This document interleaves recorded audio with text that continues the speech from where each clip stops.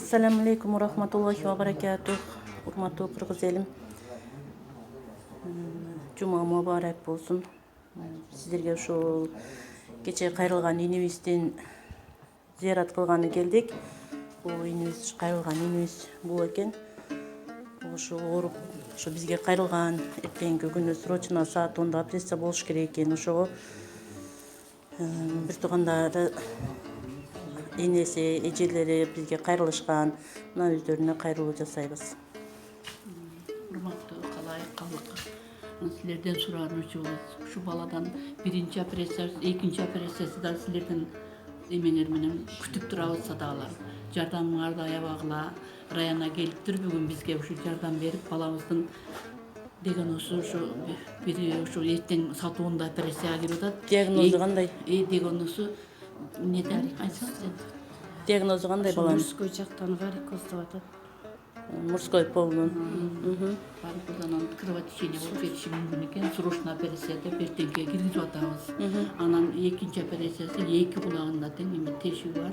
Бираз катуураак сүйлөп койсоңуз. Экинчи операциясына дагы эки кулагында тешиги бар. Экинчи операцияда эртең ошо мындан кийин эле ошо күтүп жатат. Экинчи операциясы да аркасынан эле даярдалган. Аркасынан эле алда Сулаймановго, республиканскийге сүйлөшүп койгонбуз. Баары даяр. Ошону эметип койгонбуз алдында.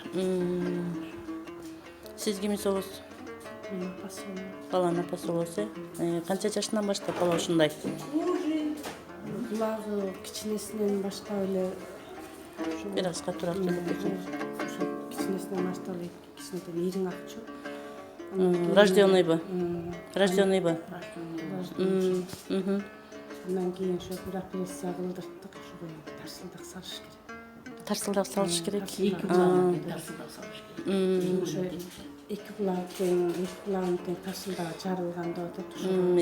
Ошо эртең саат 10-да операция боло турганы кайсыл? Ал Мужской жактан операция болуп атат, Кулагын ойлонуп атсам, экинчи жагы ошо эме кылды. Варикоздоп чыгып атат, аны срочно тамак жагып кетишип. Срочно операция кылыш керек деп атат, Сиздерге мындай жардам бере турган барбы? Мындай жакын туугандарыңыздардан барбы жардам бере турган? Же такыр мүмкүнчүлүк жокпу? Ондой жардам бере турган тууган деле жок атынан. Анан эли журттан суранабыз ошо. Анан тууган бере турган ар кимдин өзүнүн тиричилиги бар экен, балам өз тиричилиги менен экен. Бул балага жардам берейин. Бул баланын атасы өлүп калган. Атасы өлгөн, жетим бала өзү деле, атасы жок. Эми ушу балага жардам керек садагы. Силерден суранып, Раяна сага да рахмат. Убактыңарды бөлүп бизге ушинтип келген садагылар. Чоң рахмат. Ошол кыргыз элим мына ушул балага кайдыгер карабастан ушу келечектин муунду ушу эртең тез арада операция болуш керек экен, саат 10-го чейин. Сиздер да дуа кылып туруңуздар, иншаллах. Кайдыгер карабастан ушуга жардам колун суналы. Биз ушул Жомарт Берешен кол жамаатынын атынан аз да болсо өзүбүздүн жардамыбызды алып келдик. Бул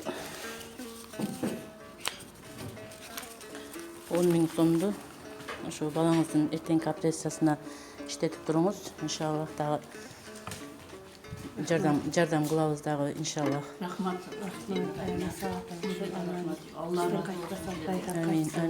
Амин. Ошол кыргыз элим, кайдыгер карабай жардамыңыздарды аябаңыздар, жардам берип коюңуздар. Ушу жаш бала экен. Аллах үчүн бериле турган 50 сомдун берекесин айтайын. Кимдир бир Аллах үчүн 50 сом берсе, şu 50 сомдун берекесин Аллах Таала ана şu insandын бирөөсүнө 500 сом кылып кайтарат. Балким 5000 сом кылып кайтарат. Демек акчаңыз эселеп кайтат. Кимдир бирөөнүн берген 50 сомунун берекесине үй бүлөлүк бакыт менен кайтарып коет. Сен бердиң садака, үйдө бактылуу жашайсың. Күтпөңүз. 50 сом берип койдум, 500 сом келбей атат деп акчаны күтүп отурбаңыз. Анткени ошол садаканын ордуна сизге үй бүлөлүк бакыт берди. Кимдир бирөөгө берген 50 сомдун урматына Аллах Таала сиздин башыңызга келе турган кырсык балелерди кайтарып коет. 50 сом бердим, 500 сом келбей атат деп отура бербеңиз. Siz bergen sadakanın hurmatına Allah Taala başınızdaki balaları getirip koydu.